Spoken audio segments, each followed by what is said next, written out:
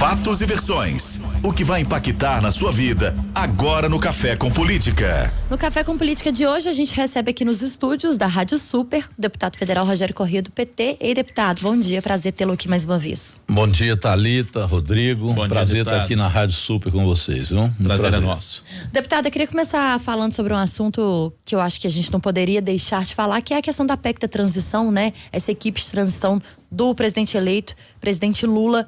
Queria que você é um nome que sempre está ao lado do presidente eleito, um nome importante do PT, a âmbito nacional e estadual também. Queria que você falasse a que pé que está a transição. Havia expectativa de que tivessem alguns anúncios ainda no fim dessa semana, né? Estamos na sexta-feira. Como que estão as conversas por lá? Muito bem, Thalita. Eu estou lá na transição e estou responsável por participar do grupo do trabalho. Eu sou coordenador do Núcleo de Trabalho e Administração Pública do Partido dos Trabalhadores e coordenei a oposição na resistência aos projetos do Bolsonaro nessa área de trabalho, que era muita retirada de direitos. Então, nesta área nós temos, eu diria, duas tarefas importantes. Uma é estabelecer de novo a geração de emprego, mas com direitos. Isso é um lema nosso que nós vamos buscar insistir nisso. Nesse sentido, nós estamos sugerindo ao presidente Lula, inclusive, que o projeto de lei da carteira verde e amarela, aquela que é a carteira sem direito, seja retirado de tramitação. Bem como a PEC 32, que é aquela PEC da reforma administrativa, que não será votada esse ano. O presidente Arthur Lira lá na Câmara já garantiu que não vai colocar em votação, não há clima para isso, mas nós queremos a retirada através de mensagem presidencial do presidente Lula desta PEC de tramitação, para a gente fazer uma mesa redonda de negociação tanto no setor privado quanto no setor público. O que será a nova reforma trabalhista, porque nós precisamos de retirar pontos da reforma trabalhista do Temer, e ao mesmo tempo uma mesa redonda com os servidores públicos para ver o funcionamento do Estado brasileiro, e não pode ser a partir da perda de direitos ou da privatização da prestação de serviço. Também estou ajudando na área de educação. A ideia é que a gente faça uma grande conferência nacional de educação logo no início do governo, para democratizar o acesso do nosso povo à educação pública, fazer um diagnóstico de como que anda a educação pós-pandemia e pós-governo Bolsonaro. Teremos muito trabalho. E por fim tem acompanhado também, Thalita, questões relativas a Minas Gerais.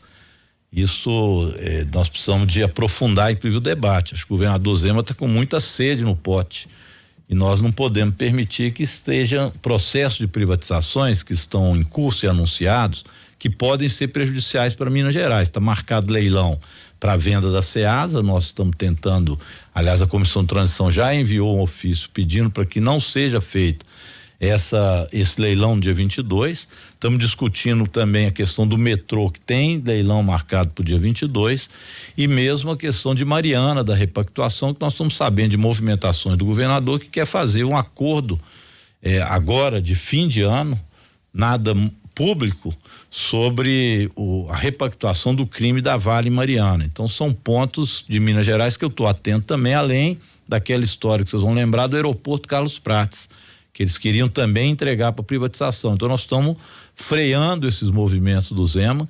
Nós achamos no mínimo apressados. Temos que discutir isso com calma, que vai ser feito com esses pontos tão importantes para Minas Gerais. Vamos dissecar então tudo isso que o senhor está dizendo, deputado. Vamos por partes aqui, começando com essa questão do trabalho, do núcleo de trabalho e administração pública. O senhor fala em mudar algumas questões que foram colocadas na reforma trabalhista feita ainda pelo governo Temer. O que o senhor acha e o que o governo de transição acha que é necessário mudar? É revogar a reforma trabalhista ou fazer adaptações na reforma trabalhista? Rodrigo, nós ainda teremos que ver o conteúdo do que será revogado. Que haverá revogação de termos da reforma trabalhista, a gente tem certeza. Por exemplo, o tal trabalho intermitente, que tirou muito direito. Voltar a fortalecer os sindicatos que perderam direito. Isso tudo são temas importantes. Mas o presidente Lula, durante a campanha, deixou claro que ele faria uma mesa de negociação envolvendo aí tanto os setores dos trabalhadores quanto também dos empregadores, para que no modelo que foi feito na Espanha nós chegássemos a um acordo de como gerar emprego com direitos. Então, acho que a primeira questão que será feita nesse termo, do ponto de vista de conteúdo, é uma mesa redonda que possa apresentar ao presidente, nos seus 100 dias de governo, já uma proposta para a questão da trabalhista. A mesma coisa no setor público. Neste caso, o que o Bolsonaro deixou de legado foi a tentativa de aprovação daquela PEC 32. No nosso entendimento, seria a privatização da prestação de serviço público. E que retirava direitos também, como a estabilidade do servidor público, que é uma outra questão controversa. Estabilidade, corte de 25% do salário, um horror essa PEC 32. Ela não será votada. Nós estamos sugerindo ao presidente Lula que possa fazer uma mensagem retirando de tramitação a PEC 32 e estabelecendo uma mesa redonda para discutir como deve funcionar o Estado brasileiro e como melhorar a prestação de serviço público. Deputado, vamos falar da questão das mineradoras. O senhor falou aí sobre que vocês estão sabendo de algumas movimentações, teria alguma coisa a ver também com o acordo de Mariana, né? Um ponto muito criticado, porque a tragédia de Mariana que aconteceu, ou que ocorreu há 7 anos, a de Brumadinho mais recentemente, a de Brumadinho já teria ali um acordo com a Vale e tudo, e muita gente pergunta o porquê dessa demora em relação a Mariana. O que de fato o senhor estaria sabendo, o que teria sido dito aí nos bastidores, o que o governo de Minas pretende fazer? Olha, Mariana, nós precisamos de fazer realmente um novo acordo, porque muitas coisas, ou a grande maioria das coisas, não foram resolvidas. Para se ter uma ideia, Bento Rodrigues, que foi aquele distrito que foi sepultado debaixo da lama, até hoje as casas não estão construídas. O Rio Doce continua poluído. Então, a Samarco, né, que é a BHP Billiton mais a Vale, não entregaram o que deveria ser feito no prazo estabelecido. Então, se fala em fazer uma repactuação. Esse debate sobre um novo pacto já tem sido discutido há bastante tempo. Eu, inclusive, presido uma comissão que faz o acompanhamento e nós fizemos um relatório com muitas sugestões. São mais de 60 sugestões que vieram dos atingidos. Este acordo não foi feito durante o período eleitoral. O próprio governador Zema se retirou da mesa porque o acordo era ruim. Era um acordo muito bom para as mineradoras, mas era ruim para os atingidos. Então ele saiu da mesa de negociação. Não foi assinado esse novo pacto, essa repactuação. Agora estão tentando, já no fim do ano agora, assinar sem que tenha sido dado uma devolutiva para os atingidos. O que de fato vai ser feito? Não me parece um acordo pós-eleições, às pressas, cujo conteúdo é um segredo. Eu estou inclusive marcando uma audiência pública dia 6 de dezembro para que coloque na mesa tudo que está sendo negociado. E achamos, evidentemente, que esse debate precisa ser feito com a sociedade e com o novo governo. Não dá para assinar com o governo Bolsonaro agora participando de uma repactuação de um governo que está em extinção, que perdeu as eleições. Então, este caso de Mariana nos preocupa muito. E o que nós estamos sabendo é que o governador Zema quer a todo custo apressar esse acordo e sem que ele seja claro para o povo de Minas Gerais. Então, eu estou, inclusive, junto com deputados também do Espírito Santo, o Helder Solomon é o relator dessa comissão externa que faz o acompanhamento da repactuação, marcando essa audiência pública. Vamos convidar o Ministério Público de Minas, Espírito Santo, Ministério Público Federal, Defensoria Pública, as próprias empresas, o governo federal, através da transição, para que a gente estabeleça um acordo onde Mariana possa, de fato, ser resgatado, né, os direitos daquele povo tão sofrido. O governador disse na semana passada aqui, deputado, que os movimentos sociais, enfim, que queiram, estão sendo ouvidos. Até refutando a crítica, por exemplo, do acordo de Brumadinho, que os movimentos não foram devidamente ouvidos. Na avaliação do senhor, os movimentos estão de fato sendo ouvidos pelo governo nessa repactuação do acordo de Mariana? Não estão. Basta conversar com os integrantes do MAB, que é o Movimento Atingido por Barragem, e eles vão dizer, o governador escuta quem ele quer, ou finge que escuta. É a mesma coisa da Serra do Curral, né? Ele fala que as pessoas são ouvidas, mas há uma verdadeira revolta em relação ao que está sendo feito ali do ponto de vista ambiental. A mesma coisa o Rodoanel. Ele fala que as pessoas foram ouvidas, mas está também uma revolta de se fazer um Rodoanel em áreas que são áreas de preservação ambiental. Então o governador não escuta. Acho que ele escuta muitas mineradoras. O Zema tem essa mania, escuta muito o setor empresarial e acha que o setor popular precisa ser apenas informado. E não é assim. As coisas mudam e nós vamos querer colocar em pratos limpos tudo que está sendo discutido em relação à repactuação de Mariana. Não adianta fazer um novo pacto onde os atingidos ficam de fora e as questões ambientais não sejam resolvidas. Deputado, a gente viu o governador Romeu Zema muito presente na campanha do presidente Jair Bolsonaro, né? Duras críticas ao PT durante os 2 períodos da campanha, tanto no primeiro quanto no segundo turno, mas no dia do segundo turno já fez ali uma postagem, fez um vídeo nas redes sociais falando que para quem fosse eleito, que teria ali um andamento no Brasil e em Minas, teria que ter uma boa relação, e é a fala que ele mantém.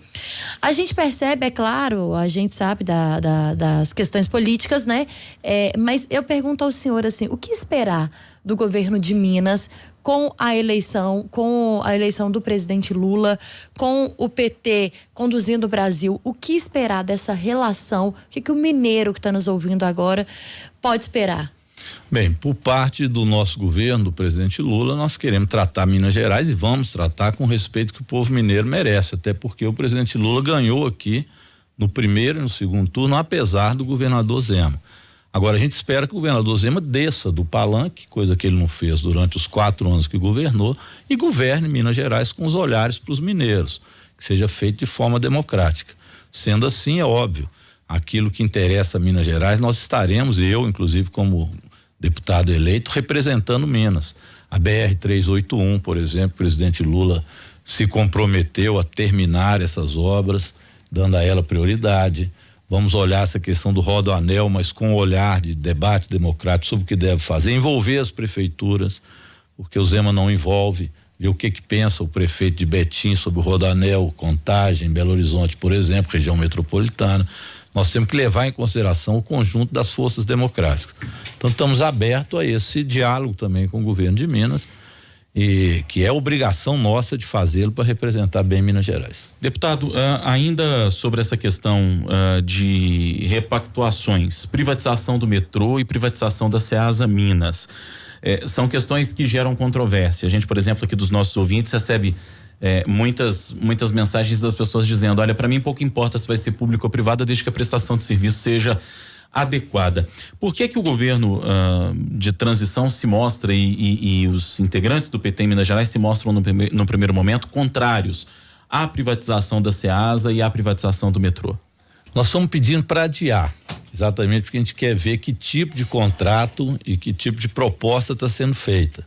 Escutar também as prefeituras. Então vocês não são necessariamente contra a privatização? Não, depende evidentemente do que está ali no conteúdo. Por exemplo, a prefeitura de Belo Horizonte não foi ouvida sobre essa questão do metrô. Haverá subsídio de quem? Se o governo federal não vai subsidiar, quem vai fazer esse subsídio? O preço da passagem será afetado ou não? Os trabalhadores do metrô serão ouvidos, permanecerão ou simplesmente serão mandados para a rua? Então é preciso fazer de fato um pente fino no que está se pensando em torno deste acordo. A mesma coisa na Ceasa. O risco de desabastecimento é grande se for uma privatização feita às pressas como estão querendo fazer. Além do que aqueles próprios terrenos que pertencem à Contagem não podem ser vendidos pelo governo federal. Então, que tipo de privatização está sendo feito se não pode se leiloar os terrenos? Então há muito debate a ser feito e me estranha a pressa do governador no dia 22 de dezembro, junto com o governo federal, querer fazer um leilão às vésperas do Natal. Olha, espera o presidente que foi eleito, o governo que foi eleito, fazer, né? Ver se os interesses realmente de quem foi vitorioso nas eleições pode ser colocado na mesa. Deputado, em relação à Regap? A Regap foi suspenso o leilão, é outro. O governo tentou fazer o leilão e não conseguiu do governo federal. Então, deste nós estamos livres e não nos interessa, neste caso, um setor estratégico. Minas Gerais ficar com o setor de petróleo todo privatizado sem a gente ter uma empresa pública que garanta a regulamentação, inclusive de preços. Então, o caso da Petrobras, no caso da Regap aqui em Minas, neste caso nós somos frontalmente contra. Aliás, estamos paralisando também o procedimento de privatização do metrô, do Correio, já foi anunciado pelo governo federal. Então, isso que são empresas estratégicas, o compromisso do presidente Lula é estancar o processo de privataria que vinha acontecendo aí no governo Bolsonaro. Ainda nessa questão do combustível, a Thalita lembrou e foi bem lembrada que essa questão da Regap, o presidente prometeu durante a campanha aumentar a capacidade de refino do petróleo, até como uma maneira de evitar que a gente precise importar a gasolina já refinada e que gera inclusive um pouco dessa carestia de combustíveis que a gente está vivendo. Que tipo de medidas já têm sido tomadas e pensadas no governo de transição para que isso de fato aconteça? Esse grupo de transição de Minas e Energia tem se reunido e a ideia é exatamente essa: nós vamos ter que aumentar a capacidade de refino, depender menos de exportar o óleo bruto e trabalhar esse óleo bruto para que ele se transforme em diesel e gasolina. Com isso a gente pode ter uma gasolina e um diesel mais barato no Brasil, que não fique tão dependente dos preços das commodities internacionais. Apenas exportar commodities não é solução para o Brasil, isso ficou claro, tanto do ponto de vista do minério quanto do ponto de vista de petróleo. Então, com certeza nós teremos mudanças importantes, né, sobre esse prisma. Nós estamos conversando com o deputado federal Rogério Corrêa, do PT. No Café com Política. Hora do bate-pronto. Nossa hora do bate-pronto você já conhece, perguntas objetivas, respostas objetivas, ping-pong comigo e com a Thalita. Combinado, deputado? Combinado. Para começar, então, a transição de governo. Esperamos que seja um processo mais democrático. Infelizmente, o governo Bolsonaro não tem contribuído. Inchaço na equipe de transição? Não, é contribuição democrática de diversos setores. Maior desafio do novo governo Lula? Combater a fome, gerar emprego e desenvolver o país. O PT em Minas? PT em Minas deu uma contribuição importante para a vitória do presidente Lula e agora precisa de se fortalecer. O maior desafio de Romeu Zema em Minas no segundo mandato? Governar e não ficar no palanque. As eleições de 2024, o PT quer voltar à prefeitura de Belo Horizonte. Rogério Corrêa é um nome? A ver, queremos voltar sim. Os nomes vamos discutir mais para frente junto com o programa e aliança. Rogério Corrêa, deputado federal pelo PT, nosso convidado de hoje aqui no Café com Política. Deputado, obrigado pela visita, prazer recebê-lo mais uma vez. Eu agradeço, Rodrigo, só mais um assunto rapidinho sobre a PEC da transição, que eu acabei me tocando, mas não posso deixar de fazer uma cobrança também ao nosso Senado para apressar os termos, né, desta PEC, porque ela é muito importante para o Brasil, para o combate à fome, para que também o orçamento do ano que vem nós tenhamos liberdade para os pontos sociais serem preenchidos, né? Então, uma cobrança aí ao nosso senador Rodrigo Pacheco, para que ele possa nos ajudar mais na tramitação dessa PEC no Senado. Ele tem ido bem as conversações na Câmara, mas anda emperrado no Senado.